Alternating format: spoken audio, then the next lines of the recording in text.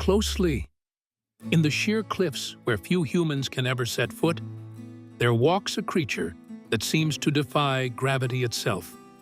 Amid desolate mountains, where only rock, wind, and endless silence remain, the goat moves with the calm confidence of one who truly belongs here.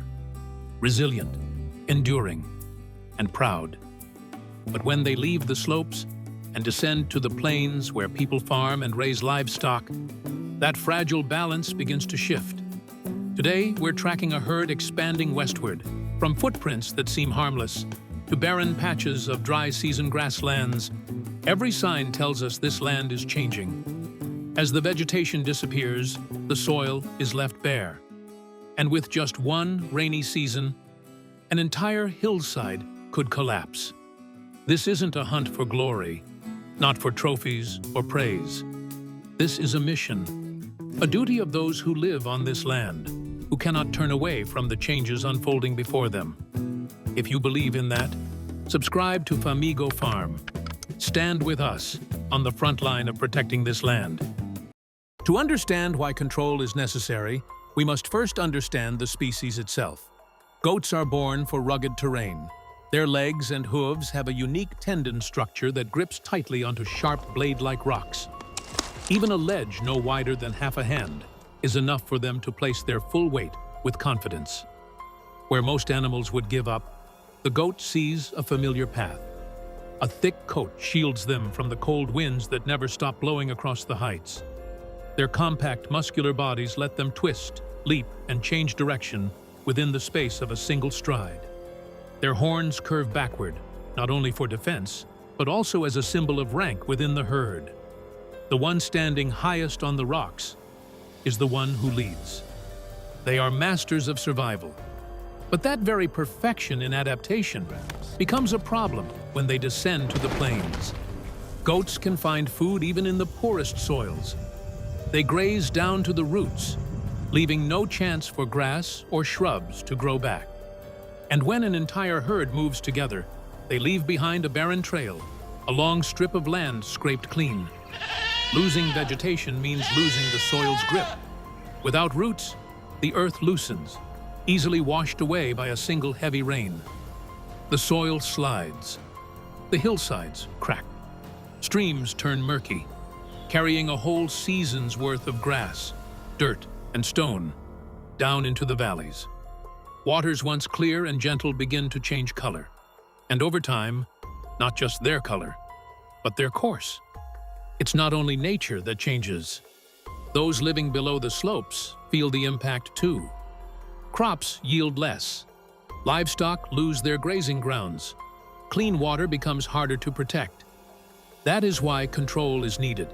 Not to wipe out a species, but to let them exist within the limits of what the mountain can bear.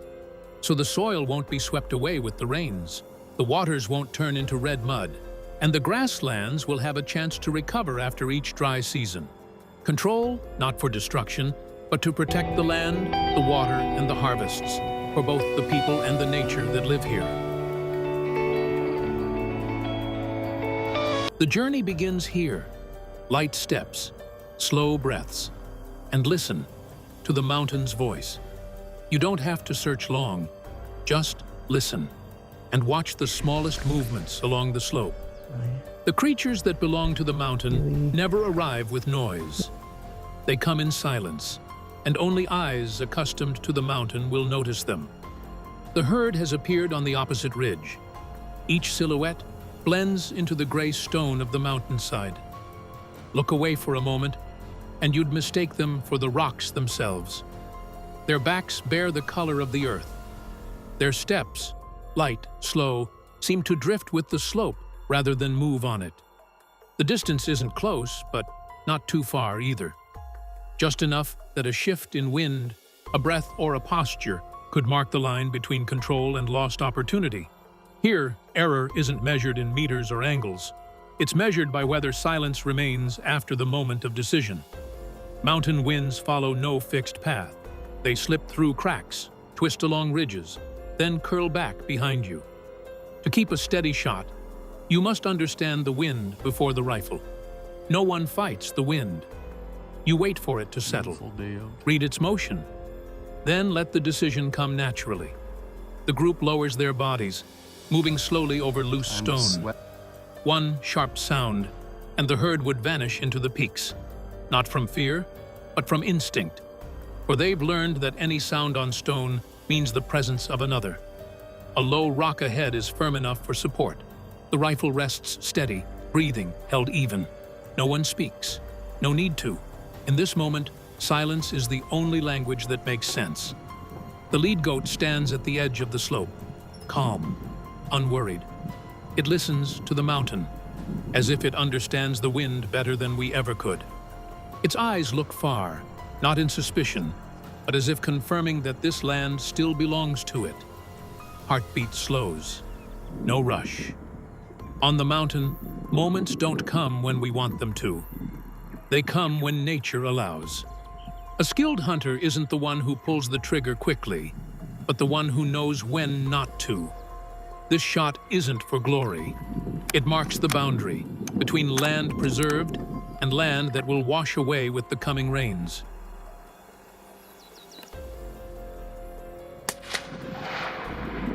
Good shot. Awesome. To act at the right moment, you need the right tool for the situation. In hunting, distance, wind, and your breathing are always changing. You don't always get a second chance. The Tikka T3X Strata is the rifle we trust. Light, well-balanced, and known for its stability between follow-up shots.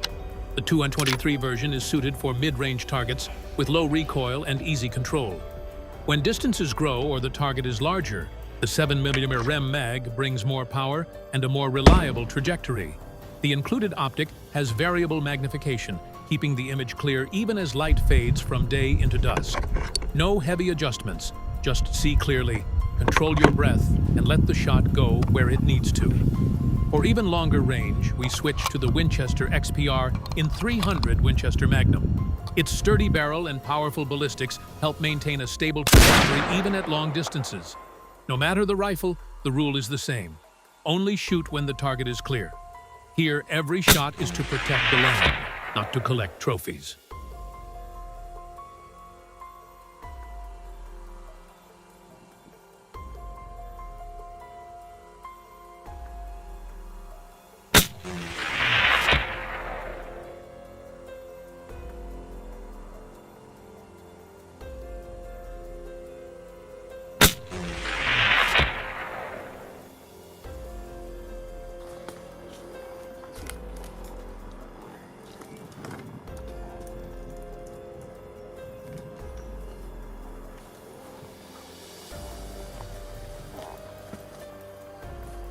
So it was it. The rhythm of the mountains is never in a hurry, and the season of control follows that same rhythm. The goat control season usually takes place at the end of the dry period, when the grass on the slopes is exhausted, the soil moisture drops, and the roots no longer have the strength to hold the topsoil. This is when the herds begin to move more often. They leave the high cliffs where the grass has been eaten bare and descend to the lower grasslands in search of new food sources. This seasonal shift is what allows people to track their movements and manage their numbers. The location this time is the western mountainside, a wide stretch of rock with natural terraces, narrow crevices, sharp ridges, and paths barely wide enough for a single footstep. Below the slope lies a transition zone of pasture, where locals still graze their livestock. When the goats move down here, the grass is cut right to the roots. The soil loses its hold, and a single heavy rain is enough to wash away the hillside. The weather is dry and clear. Morning and late afternoon light help reveal the herd's movements. Winds blow upward from the valley, carrying sounds easily heard, at least to those who've learned to listen to the breathing of the mountains. In these highlands, only those who truly understand the land can reach this far. They don't come to prove themselves, not to show courage or strength. They come out of responsibility to this land. Because here, nature decides everything. Humans are merely the keepers of balance. From this point on, every decision depends on the terrain. Each step must blend with the breath of grass and stone. The meadow at the foot of the mountain seems open and easy to cross, but that openness makes every movement easier to detect. There's little cover, only dry grass, low shrubs, and a few mounds of earth left from last year's rains. We talk briefly. Few words are needed, just short, clear phrases, enough for each person to know their role in the approach. The wind direction comes first. It blows upward from the grassland to the slope. If we move against it, our scent will reach the herd before we do. If we move with it, our footsteps will echo like a warning.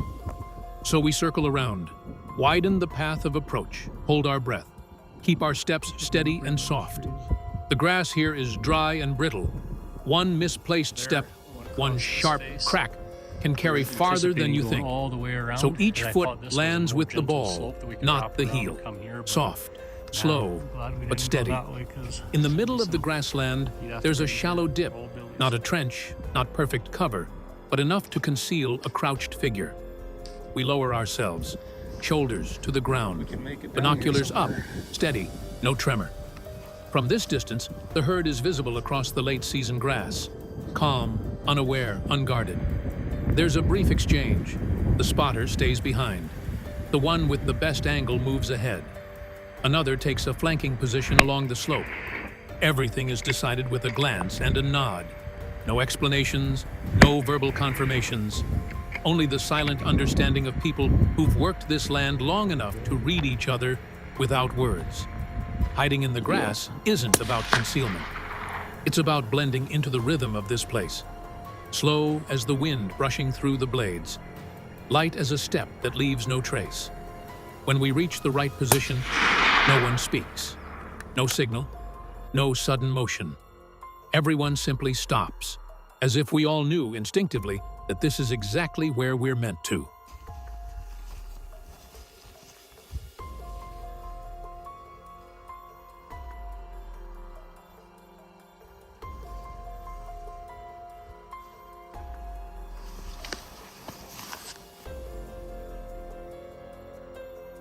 Dusk settles over the grasslands.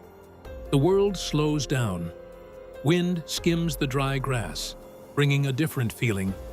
A quiet shift from the edge of the woods. Footprints churned up. Blades of grass ripped from their roots. A familiar signal. Something from the deep forest is moving in. Wild boar. A fast-breeding, indiscriminate creature. Grass, roots, seedlings, all can be gone after a single night. When this herd crashes through the pasture, the ground is left torn as if scraped open. The grass disappears.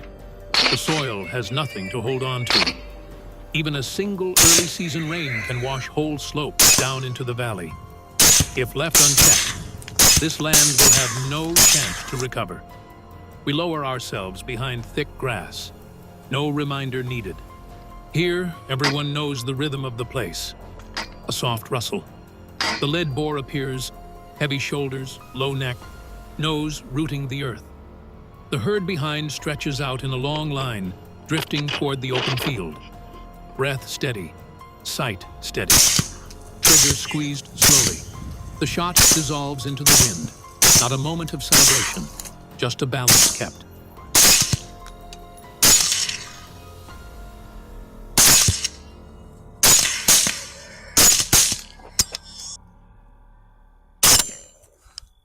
The day fades, and the last light slips behind the horizon. The fields grow quiet again. Nature moves to its own rhythm. Goats on the cliffs, boars in the plains. All we can do is keep that rhythm within what the land can bear. Grass needs time to heal, soil needs roots to hold, and water stays pure when the earth remains whole. Balance between people and nature is something no one can keep alone. If you believe in that, join us.